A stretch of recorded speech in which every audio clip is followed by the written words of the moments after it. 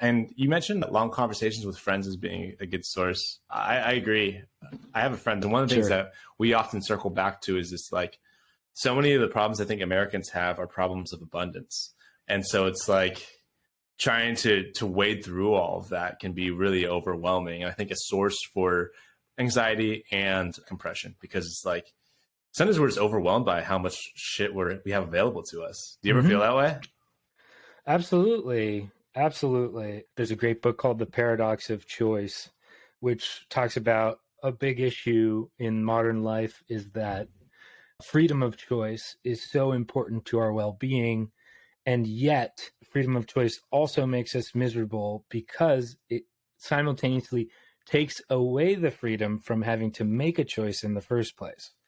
So hell of a paradox. It's this, it's pretty brutal because it's great to have choice, but it's also really a huge burden to have to make that choice.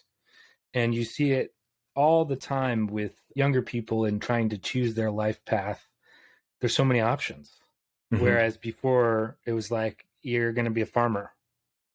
That's what you're going to be able to do. And whether or not that farming job made that person miserable is a different question. But the fact that they didn't even have to make a choice totally removes all of the anxiety about where their life should go. It's chosen. So in a sense, that person has freedom as well. It's just a different kind of freedom.